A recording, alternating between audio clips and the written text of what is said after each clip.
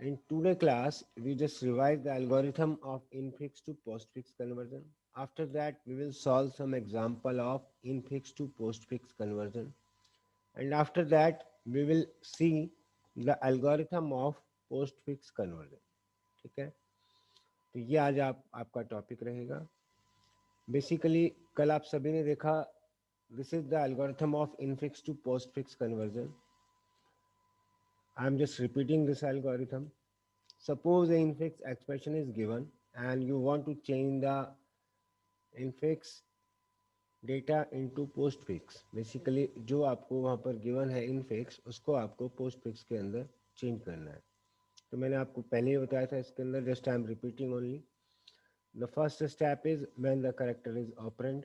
अगर आपका character operand आ रहा है तो सीधा आप उसको आउटपुट में डाल देंगे, सीधा आपका postfix एक्सप्रेशन बन जाएगा. ठीक है.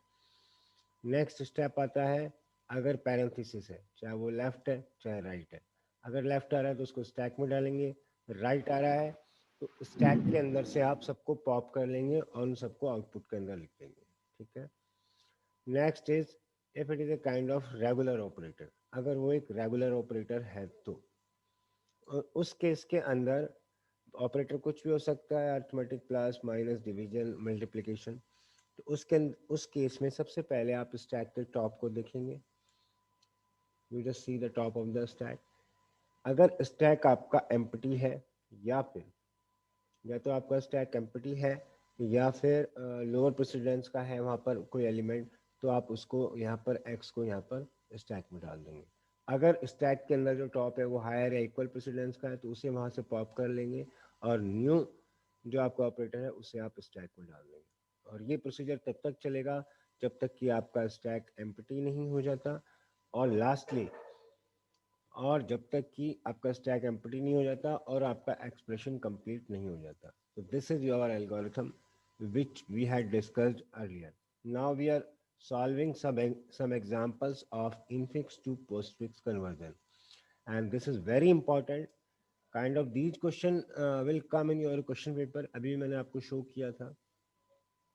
So this is my example one, infix to postfix conversion using stack. देखिए एक तो मेथड होता है कि directly I will change infix to postfix, but using the stack is a different thing. Clear? तो यहाँ आपको एक एक्सप्रेशन गिवन है a plus B multiplication c minus D divide e. ठीक है. तो वन बाय वन हम इसे स्कैन करेंगे. एंड आप सबको ध्यान से देखना है, ये बहुत ही इंपॉर्टेंट टॉपिक है आपका बेसिकली. और ये आपके क्वेश्चन पॉइंट ऑफ व्यू से, एग्जाम पॉइंट ऑफ व्यू से बहुत ही इंपॉर्टेंट टॉपिक है. ठीक है. तो सबसे पहले यहाँ पर हमने स्कैन किया लेफ्ट पैरेंथेसिस को. ये लेफ्ट पैरेंथेसिस आया, पैरेंथेसिस लेफ्ट है तो ये जाएगा आपका बेसिकली स्टैक के अंदर. ठीक है. स्टैक में जाने के बाद नेक्स्ट हम स्कैन करेंगे ए को. ए क्या है आपका? ए है आप ऑपरेंड ऑपरेंड. तो ए कहाँ पर जाएगा? ए कहाँ पर मूव बाहर आ आउटपुट करेगा? जाएगा में सीधा. आउटपुट, आउटपुट सीधा आउटपुट में जाएगा. ठीक है. फिर आप स्कैन करेंगे प्लस को, तो प्लस जाएगा आपका स्टैक के अंदर. फिर आप स्कैन करेंगे बी को, तो बी कहाँ जाएगा आपका? आउटपुट. आउटपुट में. तो बी आ गया आपका यहाँ पर. फिर आपने स्कैन किया मल्टीप्लिकेशन को. अब आप देखेंगे कि स्टैक के टॉप में क्या है. यहाँ देखो स्टैक के टॉप में है प्लस, इसकी प्रियोरिटी मल्टीप्लिकेशन से लोअर है, तो मल्टीप्लिकेशन आपका यहाँ पर आ जाएगा. ठीक है. अगर यहाँ वाले की हायर होती, यहाँ मल्टीप्लिकेशन होता और बाद में प्लस आ रहा होता तो मल्टीप्लिकेशन पोस्टफिक्स के अंदर आ जाता है. ठीक है. फिर अगेन आ गया लेफ्ट पैरेंथेसिस, तो लेफ्ट को आपने यहाँ लिख दिया. फिर आ गया आपका सी, तो सी को आपने यहाँ लिख दिया. फिर आ गया आपका मल्टीप्लिकेशन, हाँ, फिर आपने उसको यहाँ, फिर आया माइनस, आपका माइनस को आपने यहाँ लिख दिया. फिर आया आपका डी, तो डी कहाँ आएगा? आपका ऑपरेंड है वो सीधा पोस्ट फिक्स में आएगा. फिर आया आपका क्या आया उसके बाद? Right parenthesis. Right parenthesis. जैसे ही यहाँ राइट पैरेंथेसिस आएगा तो उसके यहाँ पर राइट पैरेंथेसिस आएगा, तो इस राइट पैरेंथेसिस से पहले जो भी आपका यहाँ पर बेसिकली जो भी आपका यहाँ पर ऑपरेटर आ रहा है वो आपका कहाँ पर उतर जाएगा? वो आपका यहाँ पर आ जाएगा, ये याद. आउटपुट में आ जाएगा. ठीक है. और कब तक आएगा, जब तक कि आपका लेफ्ट पैरेंथेसिस नहीं आ जाता, मीन्स यहाँ तक उस वैल्यू को आपको ले लेना है। अब इसके बाद फिर अगेन राइट पैरेंथेसिस आ गया, यहाँ से राइट पैरेंथेसिस दोबारा आ गया यहाँ पर। तो जब यहाँ राइट पैरेंथेसिस आएगा तो सबसे पहले यहाँ पर आपका मल्टीप्लिकेशन आ जाएगा, देन आपका ये प्लस आ जाएगा, ठीक है। फिर आया आपका डिवीजन, तो डिवीजन कहाँ जाएगा आपका, यहाँ पर जाएगा। फिर आएगा आपका यहाँ से ई आपका सीधा यहाँ जाएगा। अब आपका ये इनपुट एक्सप्रेशन है वो फिनिश हो गया। तो स्टैक के अंदर जो भी पड़ा है सीधे आप उसको क्या कर लेंगे, यहाँ पर पॉप कर लेंगे, ठीक है। तो वो आपका यहाँ पर पॉप हो जाएगा, ठीक है। दोबारा एक बार देख लेते हैं इस एग्जांपल को, अच्छा है ये क्वेश्चन में ये क्वेश्चन आया हुआ भी है। देखिए ये आपको इनपुट एक्सप्रेशन दे रखा है and you will admit all the input expression character one by one. The first symbol is left parenthesis, तो आपने यहाँ लेफ्ट पैरेंथेसिस को लिया, वो सीधा आपका स्टैक में आ गया, ठीक है। फिर आपने लिया ए आपका ऑपरेंड है वो सीधा पोस्ट फिक्स में आ गया। फिर आपने लिया प्लस को, तो प्लस आपका स्टैक में आएगा। फिर आपने लिया है बी को, तो बी आपका यहाँ पर नेक्स्ट आपका ऑपरेंड है, तो बी आपका यहाँ पर आ गया। फिर आपने यहाँ लिया मल्टीप्लिकेशन को, ये मल्टीप्लिकेशन को, तो मल्टीप्लिकेशन के लिए हम सबसे पहले स्टैक के टॉप में देखेंगे। स्टैक के टॉप में प्लस है जिसकी प्रायोरिटी प्रेसिडेंस लोअर है, तो मल्टीप्लिकेशन आपका यहाँ आ जाएगा। फिर अगेन लिया आपने आपका लेफ्ट पैरेंथेसिस, तो लेफ्ट पैरेंथेसिस आ गया यहाँ पर। फिर आप ले रहे हैं सी आपका ऑपरेंड है, ऑपरेंड सीधा पोस्ट फिक्स में आएगा। फिर आपने लिया माइनस, तो पैरेंथेसिस के बाद कुछ नहीं है, यहाँ पर सीधा माइनस आ जाएगा क्योंकि स्टैक के टॉप में पैरेंथेसिस है, कोई ऐसा ऑपरेटर है नहीं।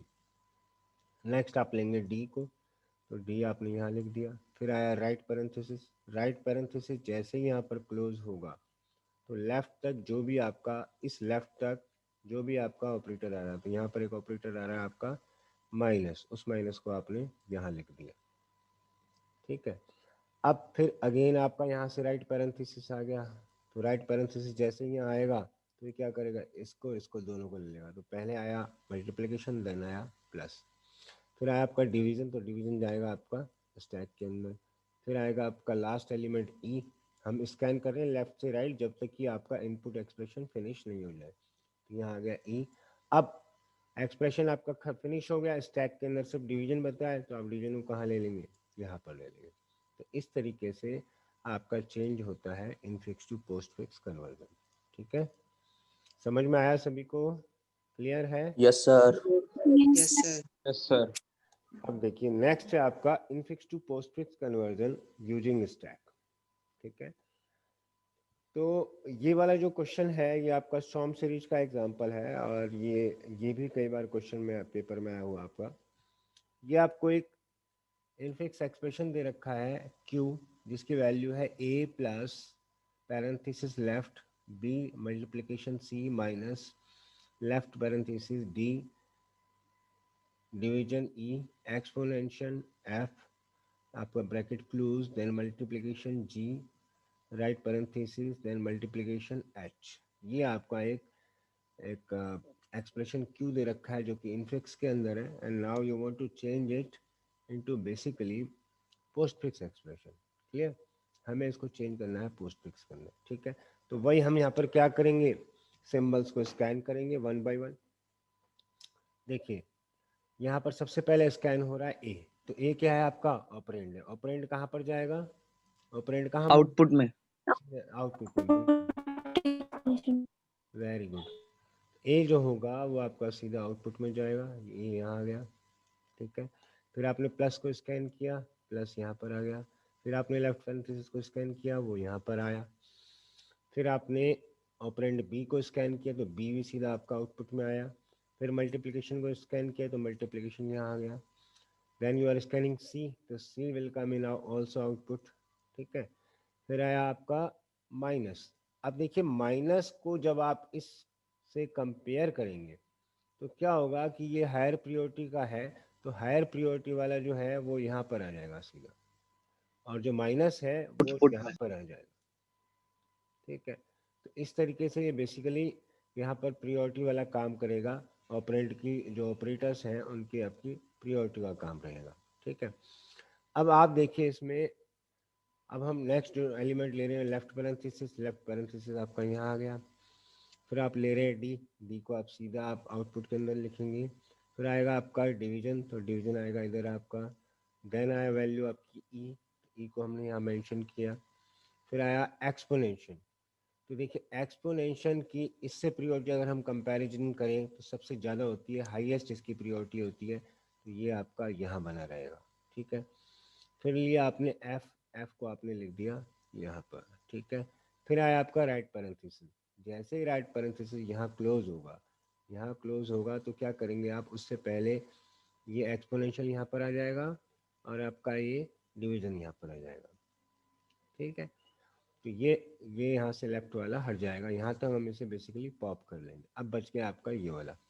अब आपने अगेन राइट को स्कैन किया, यहाँ पर राइट लगेगा, राइट लगेगा तो क्या होगा, इससे पहले लेफ्ट तक जो भी आपका ऑपरेटर आ रहा है वो आपका यहाँ पर आ जाएगा।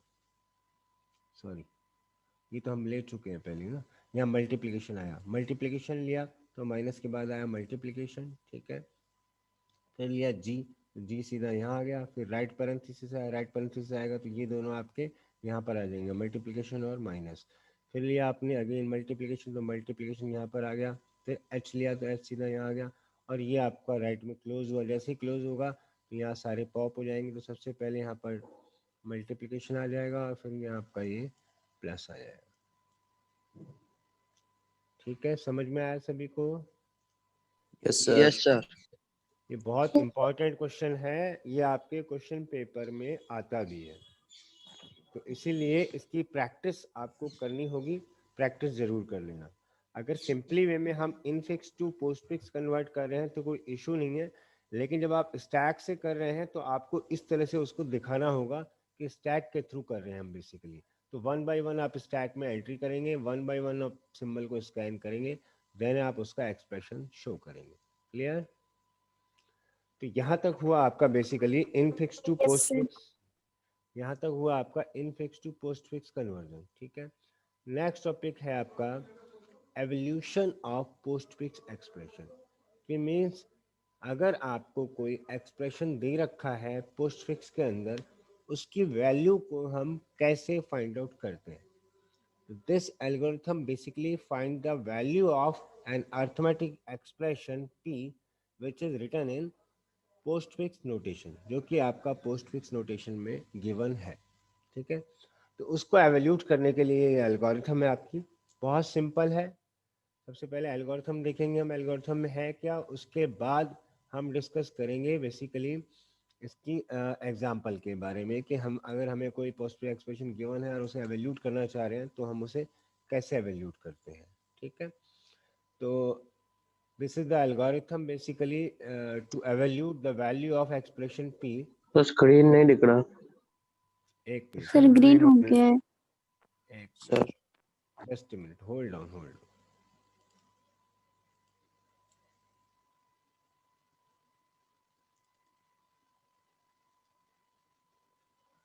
अभी शो हो रहा है? Yes sir. ठीक है, now we are just seeing the evolution of postfix expression। ठीक है, सबसे पहले आप क्या करें, जो भी आपको एक्सप्रेशन दे रखा है p, वो आपको दे रखा है पोस्टफिक्स के अंदर, उसकी वैल्यू आपको फाइंड आउट करनी है। सबसे पहले आप एक्सप्रेशन p के एंड में राइट पैरेंथेसिस लगा दीजिए। तो वो एक्ट करेगा कि वो इस तरह से एक्ट करेगा कि अब उससे पता लग जाएगा जैसे ही लास्ट में राइट पैरेंथेसिस आएगा कि आपका जो बेसिकली एक्सप्रेशन है वो फिनिश हो चुका है। ठीक है, तो एल्गोरिथम का फर्स्ट स्टेप होगा add a right parenthesis to the end of p which will show the end of this basically expression। उस एक्सप्रेशन p के एंड के बारे में वो यहाँ पर आपको बताएगा। ठीक है, अब फिर वही इसके एल्गोरिथम है scan p from left to right, आपको लेफ्ट से राइट तक उसको स्कैन करना है और स्टेप 3 एंड 4 को रिपीट करना है हर एलिमेंट के लिए until the right parenthesis in encountered, जब तक कि वो लास्ट वाला आपका राइट पैरेंथेसिस नहीं आ जाता तब तक आपको स्टेप 3 और 4 को रिपीट करना है, कुछ नहीं करना। पहला स्टेप राइट पैरेंथेसिस आपको ऐड करना है।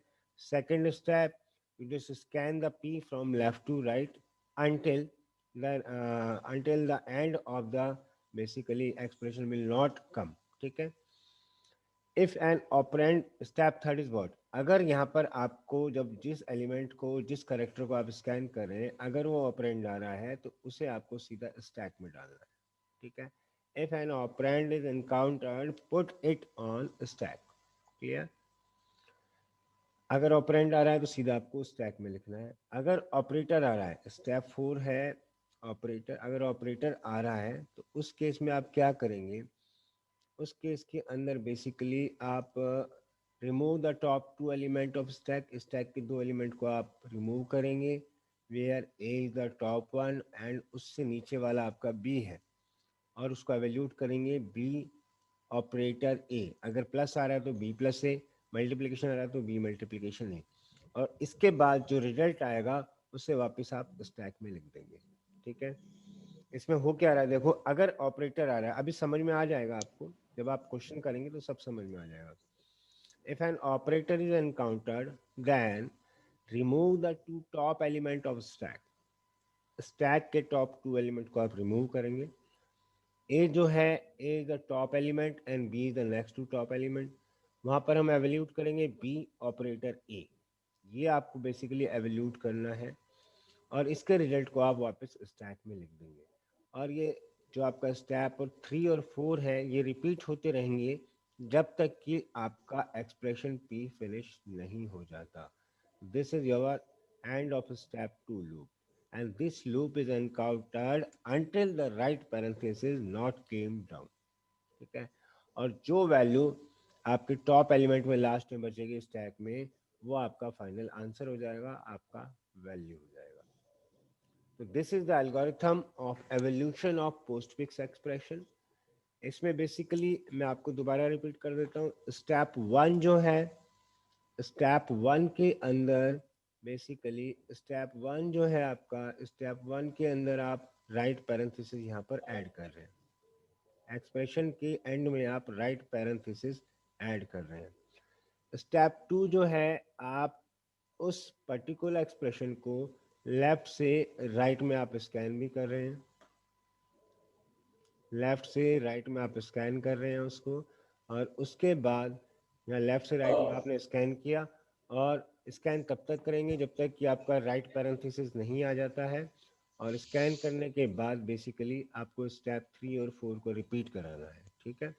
स्टेप 3 क्या है, अगर ऑपरेंड आ रहा है तो सीधा उसको स्टैक में लिखना है, अगर ऑपरेटर आ रहा है तो स्टैक के 2 टॉप एलिमेंट को वहाँ से पॉप करना है, उसको एवेल्यूट करना है और रिजल्ट को वापस स्टैक में लिखना है। तो ये दोनों स्टेप आपके बेसिकली रिपीट होंगे, और फाइनली जब आपका स्टेप 2 ये वाला लूप आपका कंप्लीट हो जाएगा, जो टॉप एलिमेंट होगा स्टैक में, स्टैक का जो टॉप एलिमेंट होगा this will gives your value basically, ठीक है। तो ये है आपका एवोल्यूशन ऑफ पोस्टफिक्स एक्सप्रेशन, मतलब अगर कोई आपको एक्सप्रेशन गिवन है तो उसकी वैल्यू को फाइंड आउट करना। देखिए this is your example basically, consider the following expression p, ये आपको एक एक्सप्रेशन गिवन है p जो कि postfix return in the postfix notation evaluate the expression p, आपको इसको एवेल्यूट करना है, ठीक है।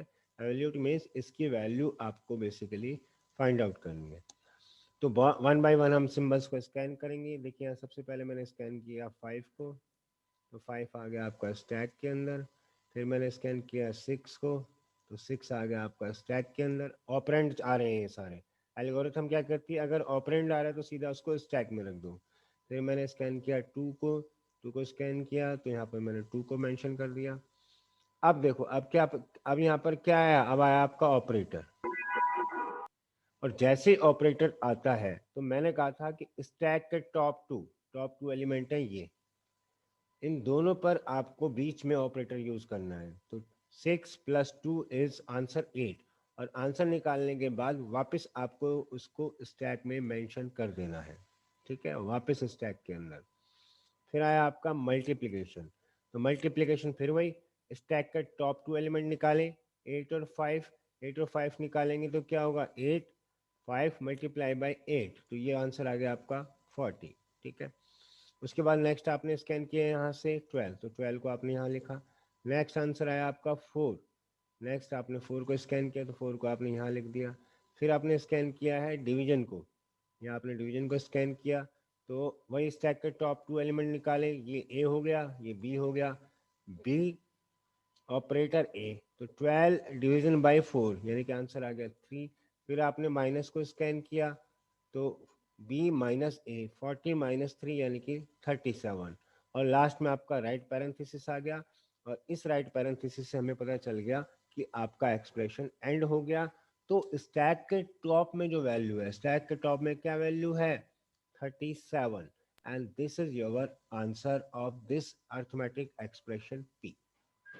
ठीक है, इससे मुझे पता लग गया कि ये जो आपका एक्सप्रेशन गिवन है इसका आंसर आ रहा है आपका 37। समझ में आया सभी को? Yes sir. Yes sir. Yes, sir.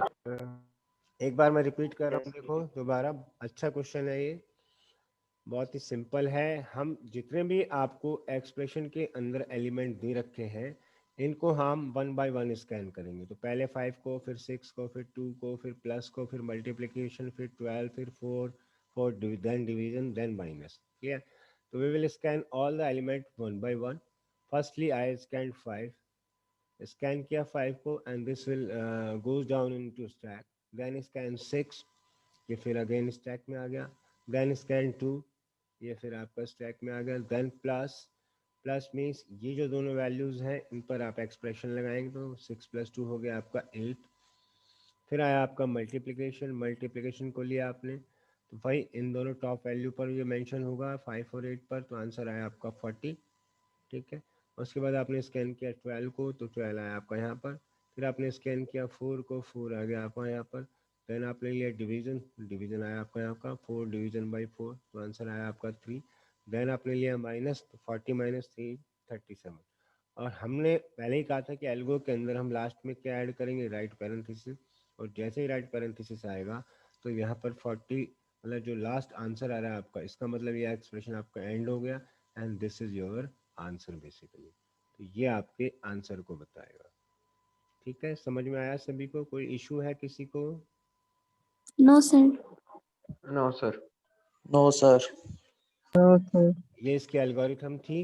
Algorithm में कुछ नहीं था, सबसे फर्स्ट स्टेप में we had added the right parenthesis and then we are scanning the P from left to right, and for this the step number 3 and step number 4 is repeatedly until your right parenthesis is not encountered। तो left अगर आपका operand आ रहा है तो operand के अंदर in the case of operand you just put it on to the stack. अगर ऑपरेटर आ रहा है तो remove the top 2 element and apply the operator between these 2 top element, evaluate the particular value, और evaluation के बाद वापस उसी वैल्यू को आपको स्टैक में लिखना है। एंड स्टेप नंबर 3 और 4 आपके रिपीट होंगे अंटिल आपका राइट पैरेंथेसिस नहीं आ जाता। फाइनली जो वैल्यू आपकी लास्ट में स्टैक के टॉप में बचेगी तो this is the value your, and you were just set the value to the top of the stack. तो ये था आपका एवोल्यूशन ऑफ पोस्टफिक्स एक्सप्रेशन। ठीक है, तो क्वेश्चन जो आएगा इस पर इस तरीके से आएगा, the expression is given and you just have to basically find out the value of expression. ठीक है, इस तरीके से आपको उसको वहाँ पर फाइंड आउट करना होगा।